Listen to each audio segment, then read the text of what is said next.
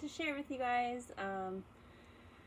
I hope you guys all had an amazing last week. I'm super excited to be here. I don't know, it's just a cozy winter day. I'm so excited to share with you some more spinning. Yeah, I don't know, I have a lot to share, so we might as well get started. I'm Heather from Pine Mill Fiber and Farm. For those of you who don't know me, welcome to my channel. This is where I like to share about sheep, about wool, whether it's spinning, knitting, just wool in general, because we have our own flock of sheep. I also will occasionally share some of my other projects like sewing. I'm thinking about adding gardening content to this channel. And I'll probably be sharing some things about homemaking, being a wife, being a mom from a Christian perspective. I haven't really done videos like that yet, but it's something I'm thinking about. So if you're interested in that, let me know. That might be kind of fun. Anyways, today it's all about the creative and cozy winter makes, and also about spinning. I wanted to do a different type of preparation than we did in the first two videos. I'm spinning through my entire flock with you guys. I'm so excited. My goal is to inspire you to try new things, but also to increase my own skill set, and to perhaps, I tend to be a very like intuitive, creative type of maker when I'm making things, and I love that. It makes it simple, it makes it fun, it makes it very organic.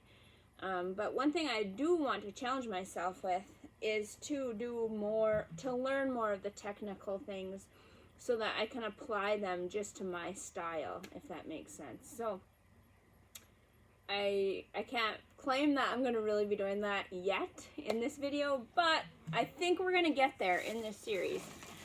All my stuff's on the floor, so I'm going to be kind of digging around while loading up my supplies here. So I have already started. We're going back to the drop spindle with this spin. I'm sorry my eyes are not looking at the right place. I changed the orientation of my camera, and I'm not used to looking on the side of it, but I'm going to try anyways. So if I seem like I'm looking off in the distance, that's why. Anyways, I wanted to go back to the drop spindle mainly because, as I've told you in the past, right now it's hard for me to spin on my spinning wheel because my baby loves the spinning wheel, okay?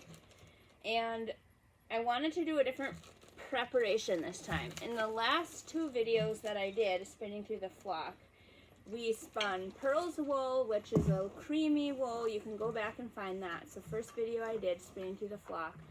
And we just opened up the tips on the hand carders and spun from the fold onto the spinning wheel. The second fleece I did was Sandy's fleece. I actually wanted to show you what I finished. It's so small. I hope it's enough for my project. But we did this last week, and this has a shorter staple, but I prepared it pretty much the same way. I opened up the tips with the carders, with the hand carder, and then I spun this on the drop spindle. This is amazing. It was kind of slow going for me because the staple is so short, and you can see that the yarn is not like super even or perfect by any means, but it is so light and lofty and squishy and warm. Like, oh, this is good stuff. Okay, so anyways, this was from last week. If you haven't seen that spin already, go take a look at that. I'm making a little, I talked about it all last week, what I'm going to be making with this. So if you want to see that, go back there, because I'm not going to share about that much this week. Alright, so back to the one we're working on today. This fleece is from Jade. Jade is a 2-year-old ewe. Her mom is mostly CVM. Her dad is 100% Shetland, but the Shetland that has the really fine fleece, not the hairy fleece. The thing that is amazing about her fleece, well, there's a few different things I want to talk about, but look at that. Her staple length is like maybe 4 inches almost. So it spins up so fast and so lovely. And she has such a nice crimp. I don't think it's as soft as some of my other fleeces, but the staple length and how easy it is to spin, like it is so fast and fun. And it's still incredibly soft, like it's still super soft. And the thing that I love about her fleece also is how black it is. There's a little bit of fading on the tips, but it's so black. And a lot of times, if you know anything about black sheep, there is a lot of fading genetics, so a lot of times they turn gray over the course of their life.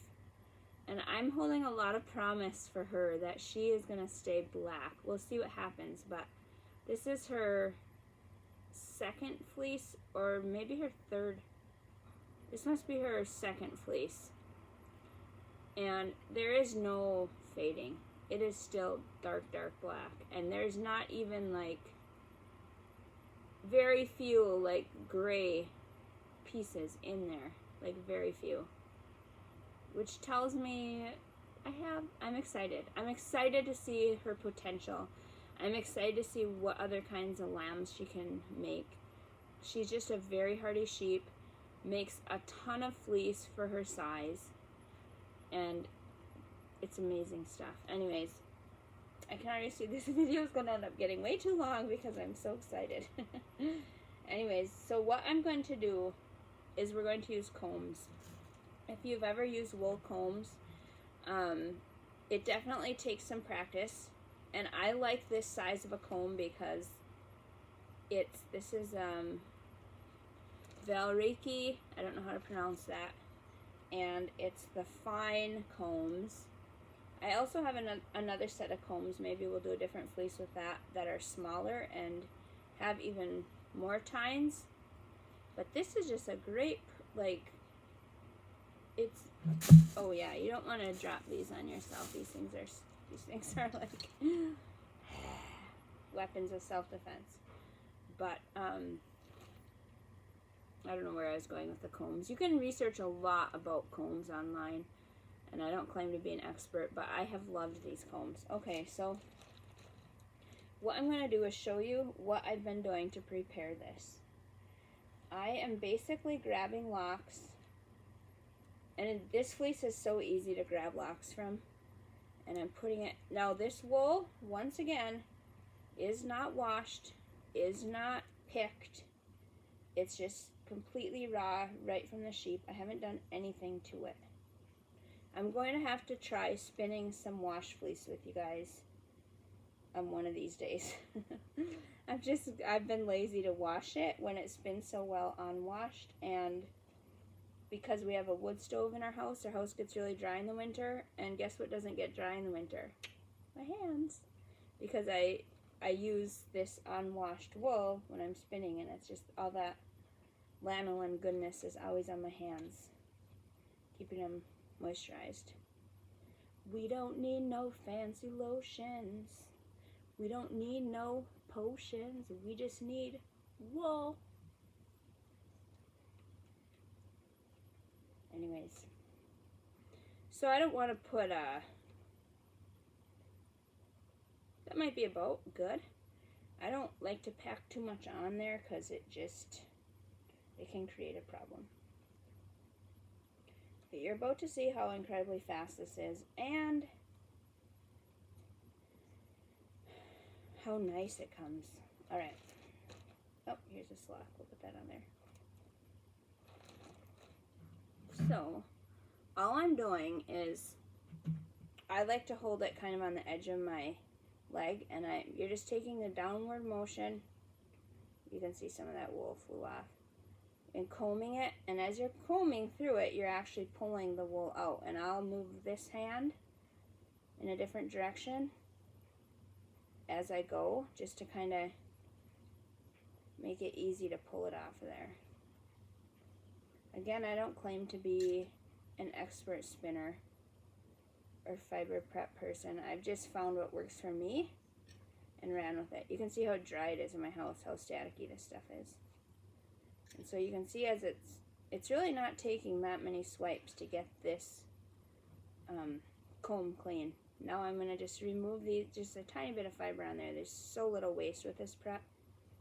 Taking that, there's maybe a tiny bit of second cuts, some hay in there. Now I'm going to switch hands, so I'm going to put this here, and I'm going to do it one more time. So this is, when you have a nice jacketed fleece, this is picking through and getting any little bits of vegetable matter out for me as I'm aligning the fibers. So this is aligning the fibers pretty much all in the same direction. So I'm going to get probably more of a worsted spin once I go to apply these, instead of that really squishy woolen spin, which I probably prefer. But this is relaxing. It's a little bit of a workout. You want to watch your posture and all that stuff. But you can see how quick it is. And then, once I got most of the fiber off of that comb, again, you can remove that. Set this comb aside. I don't know why I find this part incredibly satisfying. So you have your big chunk of wool on there, and you can use a diz. I used to do that. I just find it's easier to just pull the roving myself. So I kind of like grab it like I'm doing a ponytail and just, I'm very evenly pulling, and as soon as I feel like it's stretching too thin, I'm re-grabbing. You get the feel for it once you do it a few times. It's not something you can super easily explain. But I'm just gently pulling. Once I feel like it's gonna get close to breaking off, I move my hand forward again. So you shouldn't be tugging hard. If you're tugging too hard and nothing's coming, you're holding on too close to the tines. If you're holding out here and it's constantly ripping off, you're holding your hand too far away from the tines. So you want kind of right at the tip where they join.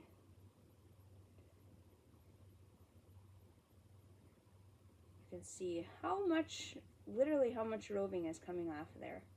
It's amazing.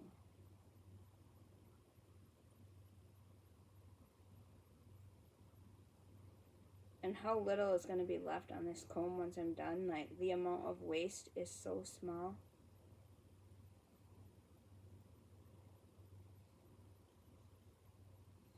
Woo! Okay, set this somewhere out of the way. Okay, so this is fun. I like doing this. So I kind of just wind it up into a little nest. And you can make a bunch of these or just spin this one at a time. An easy way to store them. Just put them in a little nest, put them in a basket, put them in a Ziploc bag, however you like to do that. But we're not going to store it. We're going to actually spin it. So, I have my drop spindle. Another one of my goals with this series actually is to start I've never done like a spinning journal, and I want to learn how to compare my spins and to see what I'm doing differently, how it's affecting the characteristics of the yarn.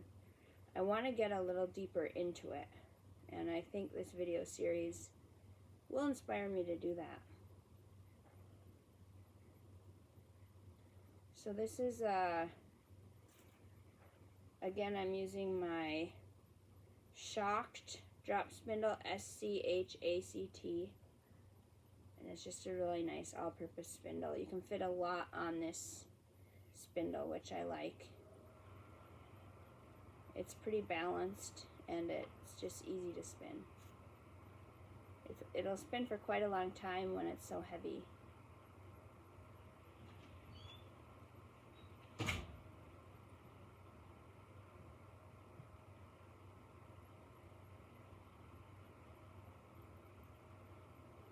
So I'm not probably even going to spin all of this with you, but you can see how relaxing this is and how much yarn I'm actually going to get off of one comb. It's pretty cool. one thing I want to do is kind of apply this back and show you what it's doing. So let's see.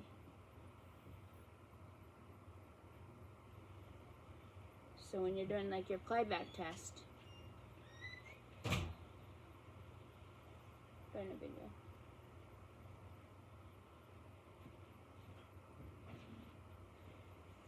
Look at how loose my single is. It's not tight at all. It almost looks like it's not going to have enough structure to hold together. But what I'm going to do is I'm going to ply it tightly and try to trap some more air in there. So with the loose singles and the tightly plied, I'm hoping it will create a yarn, even though this is more of a worsted spun yarn. I'm hoping it'll trap more air in there and make more of a squishier yarn, but still enough that it's not going to be super pilly. Because typically when you have a fiber that's really spun loose, it's going to pill a lot. But because these the staple is so long with this fleece, and because I'm going to ply it tightly, I don't think it's going to pill a ton. We'll see. That's my theory. So yeah, it's a super relaxing spin. I really love using my hand combs. I don't use them for everything. I don't use them all the time, but this is really fun. It's fun to see what the differences are with the different preps, the different fleeces. If you get into getting a fleece, you'll find every fleece is different. There may even be parts of the fleece that vary. Different portions of the fleece are finer or have a little bit longer staple. But this is just a great fleece. I have a bunch of this listed right now in my Etsy shop. If you're interested, I'll post the link and you can check it out. It's like a beginner can make a great product out of this fleece. And I didn't even wash it. I think this would be also really good for the other prep I've showed you, which is just opening the tips with the hand carder or dog brush and spinning from the fold, just because it's such a nice long staple. It's so relaxing. I want to do it all day. But anyways, okay. I hope that kind of gave you an idea of another way to possibly spin and to see how much the characteristics in one flock of sheep can vary. It's exciting. It's super exciting. Alright, so I'm going to go quickly show you guys some of my projects. This video is already getting long and I don't want it to get super long. So let's start with the knitting stuff. This is something I hesitate to share because it's been so long in the making, and I'm truthfully not that good at knitting garments yet. I've ripped out way more sweaters than I've actually completed. Like, I've probably ripped out like 15 sweaters and finished like 1 or 2 of full size, like bigger sweaters. I made quite a few like baby sweaters. So it's gonna be really hard to show you guys actually the way it's tied off right now, but I'm making this for my daughter, and it's going to be an open cardigan, and it has this really pretty brioche on the front, and then the pattern is this. I don't want to show all the notes, but the pattern is that. It's called Maple, and this is by Pam Allen, Plain and Simple. So, see if I can get another picture of it here that doesn't have the pattern notes. My idea with this was to knit it longer. Oh, here's some good photos. So to knit it longer so she could wear this with like leggings or something, but take out, you can see there's like a little bit of shaping in right here. So she's only 11, so I took out all the shaping and just knit like a long straight And it's just open, no buttons. The black is sort of hard to see the details, but how there's like brioche on that front panel, both panels. So anyways, I was stuck on this for a long time, and then this past weekend I met all my sisters, or most of my sisters, in Wisconsin. And I have one sister who is an animal knitter, and she showed me what I need to do. So I have hope I'm going to get this thing out of the dungeon and start working on it again. My daughter would be very pleased if I finish this for her. Okay, so that's one of the projects that I've been working on. What else? Oh, I told you I'd show you my socks. I did finish those little pink socks that I showed you last time, but these are called Casual Lace Everyday. I don't know if it's hard to see that lace pattern. How pretty those are. I'm super excited about these. I'm holding them as like commercial sock yarn double with this light pink mohair. So it's creating such a more romantic, I guess you might say, effect. Let's see. It's from this stuff stacked everywhere. It's from this book. The pattern's from this book, 52 Weeks of Socks by Lane. And see if I have a picture of the socks. Right here. Casual Lace by Isabel Kramer. Aren't those pretty? So, I'm on the first sock. Hopefully I don't get too bored and put these in the knitting dungeon also. But so far it's just enough interest to keep me wanting to knit it, like, and it's fast. So, I'm excited. I'm knitting them on size 1 Chiago needles. Alright, and the only other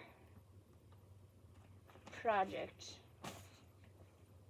that I was going to show you that I finished, well, I shouldn't say I finished it. I showed you a couple episodes ago the quilt I was working on for my son. I finished the top. There's tons of strings on it still, threads. And you can see just the top is done. It's not, doesn't have a backing or a batting yet. But it came out better than I expected it would. Super fun. Look at that. I love it. I've never actually done maybe once actually, when I was in high school, did I sew like a patterned quilt. I always just slap a bunch of squares together and like more utilitarian style and just slap a batting in and slap a backing on. But this time I decided to actually try and make something different, and I love it. It's so cute. But yet boyish. He's 16, so he won't appreciate too cute of a quilt. So yeah, I'm excited about that. Finally got that done. And then the only other thing I want to share with you guys today that was so fun. So I mentioned I went to Wisconsin this past weekend with my sisters, and we had a lot of fun. I have 6 sisters and a couple sister-in-laws and my mom. Most of us made it, not all. Of course, while we were there, we Googled fabric store, yarn store, like, what are we going to find in this little town? We found a really cute shop called, it's in Eagle River, Wisconsin. I'll have to look it up and post it in the comments. Anyways, I went there actually to look for fabric for my other son's quilt. So I'm trying to get through, we have 7 kids and I'm trying to make them each a quilt. So this will be for my 15-year-old son. I have a bunch of other fabrics already picked out, but I want to do his quilt more of a scrappy version unlike the other one, so I knew I needed some more lighter fabrics to add to the stash, so I got these. The shop had great prices. You guys are not going to believe the next find that I show you that I got from this place. But my boys love hunting and the outdoors, so I always am looking for some kind of prints that will have that on them. Alright, so this shop had a yarn and fabric, and apparently an older lady had passed away and her entire stash was donated to this shop And yeah, I know. I got, this is 100% alpaca. It's insanely soft. I think there's, oh gosh, I don't even know. Maybe 9 skeins, 200 yards of skein, lace weight, alpaca. It's going to be an amazing shawl or scarf or something. And it's a dark brown color. I love that color. So I got all that for $4. I was so excited about this, guys. I got a sweater quantity for, well, definitely enough for my baby to make him a sweater, but probably can make something bigger, but I'll probably use it for him because it's 50% wool, 50% cotton, and it says it's washable and everything. It's all, this is all vintage wool, so I don't know if any of these brands are still in existence or not. Ollie, Pima and Merino, Filtz Fry. So nice. Like, it has that cool cotton feel, but it's still got that soft wool, that warm, that mix of warm and cool that you get from the cotton wool mix. And I was going to tell you the brand on this in case it's still in existence. It just says Alpacas of Prairie Station, 100% US alpaca. And then, that is not all. I also got, stop spying on me. I also got this, another sweater quantity. Stop it. My husband is being goofy trying to get me to react to him. Okay, so this is, let's see, I need a skein with the label on it. Blackwater Abbey yarns. I did look this one up. They don't sell these anymore. It's fingering weight, 400 yards, and there are 8 skeins in this. This is organic wool, made in Ireland of all new wool. I love the color. It's so soft. It's just the real woolly wool that I love. Like I said, I got 8 skeins for $5. Oh, this is exciting. I have no clue what I'm going to make with that. Maybe a sweater for myself, but I have no clue when I will find time for that either. So we'll just have to see. But then here's another fun thing I got. This is the last. These are all 100% cotton, and they probably would make really nice garments. I don't really like cotton knitted things for some reason as much as I like wool. So my girls have already started making washcloths with all this. Even though it's probably like too nice of yarn for washcloths, it was only $5. So we're going to make washcloths and have dishcloths and new washcloths for washing up, and they're going to get to work on their knitting skills and have a lot of fun playing with my stash that was like almost free. I'm so excited. It was really a blessing to find all this. Anyways, that's it for this episode. I hope you enjoyed sharing in my excitement, nerding out over all my cheap finds, but and I hope you enjoyed the spin. I'm looking forward to trying to get more technical with you. We'll see how it goes. I can't make any promises, but it'll be fun to at least try and see what happens. So anyways, I hope you enjoyed this. I hope you have an amazing day. Hope you find time to get a little creative amongst the busyness of life. I find it does help me to have some fun projects going. Usually way too many projects going. Anyways, I hope you have a great day, and we'll see you next time. Bye-bye.